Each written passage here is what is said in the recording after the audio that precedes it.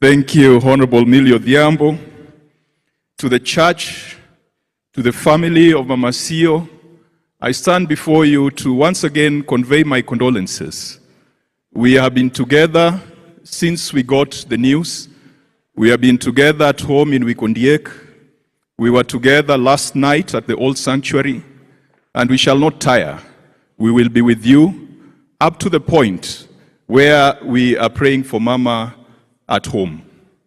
For the record, I'm also a member of this church, even though the only time I get an opportunity to stand here is when there's a funeral.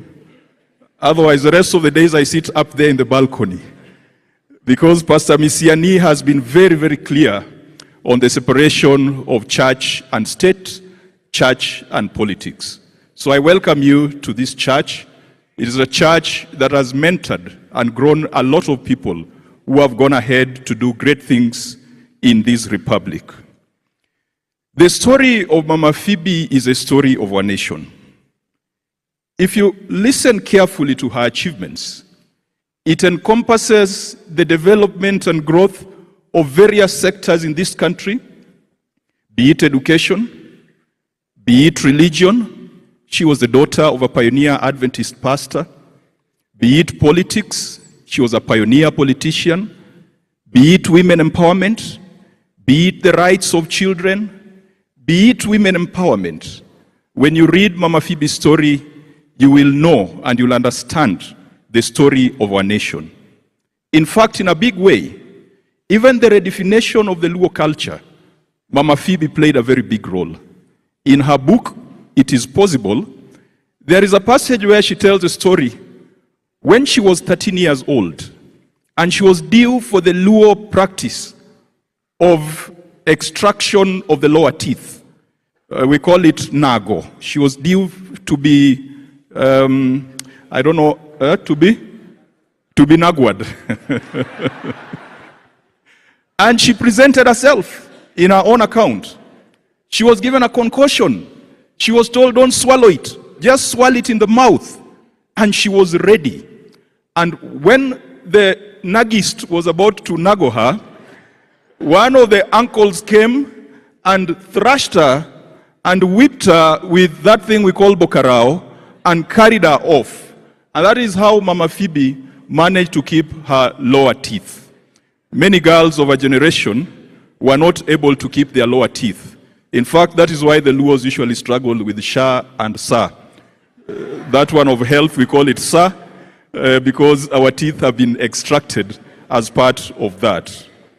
In the book, It Is Possible, Mama tells us that a girl can rise, a girl who's been educated, a girl who's been given equal opportunities as men, can be better than men. In a book, she tells us that she was made a head girl, but because she was a girl, she could not take up the position of head girl. How sad and unfortunate it was, but things have changed today. In fact, due to Mama Phoebe's efforts, trailblazing and pioneering efforts, she just did not walk. She didn't walk the talk or talk the walk. She just did not talk. I mean, look at Homa Bay County, the county that I'm so proud to represent, the county of these great people. Today, out of 12 leaders, because we have 8 MPs, we have a senator, we have a woman rep, we have a governor, and we've got the nominated Senator Beatrice Ogola. Out of 12 apex political leadership in Homa Bay, 6 are women and 6 are men.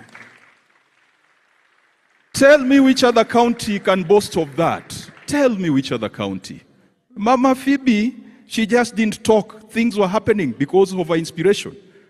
Now, for the men, the 6 women who are at the apex of leadership in Homa Bay County, when you put together the degrees and the academic qualifications, they far outstrip the combined degrees of the 6 men.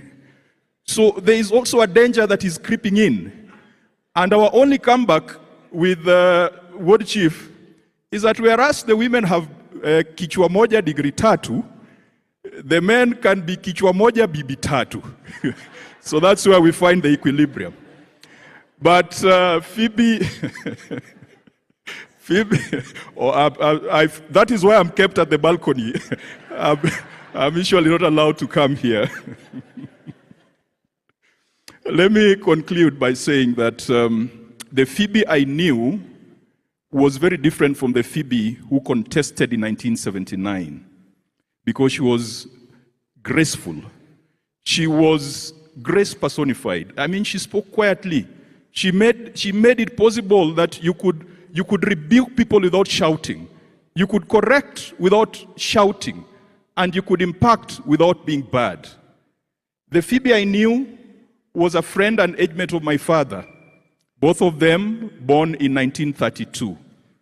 Both of them born to pioneering Adventist pastors. They met at Kamagambo. My father went to Kamagambo in around 1947. Phoebe was denied the opportunity to study mathematics because girls were not allowed to study mathematics. My father was allowed to study mathematics. He ended up being a mathematics teacher. After they left Kamagambo, Phoebe was called to Alliance, and she couldn't go to Alliance, she went to Kangaroo.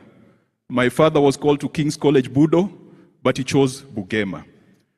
But over classmates, Phoebe was better than all of them. And I must admit that even my late father admitted that Phoebe was better, she was smarter, she was more driven, she was cleverer.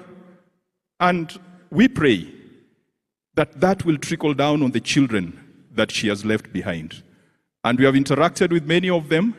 We have been with them in many activities, including the last pet project that Mama had. That was the development of Ikondiek SDA Church.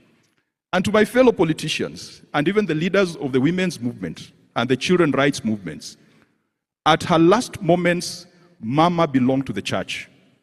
She had a stint in politics, a stint in the women's rights movements, but her life in church was not a stint. It started in 1932 and continues today. And so, as we pray for Mama, let us allow the church to do that which Mama wished or to have done. But let us also go back to this family and ensure that the Wikondiek SDA Church that Mama loved so much can be completed, and that all the things that Mama had aspired to can be seen to fruition.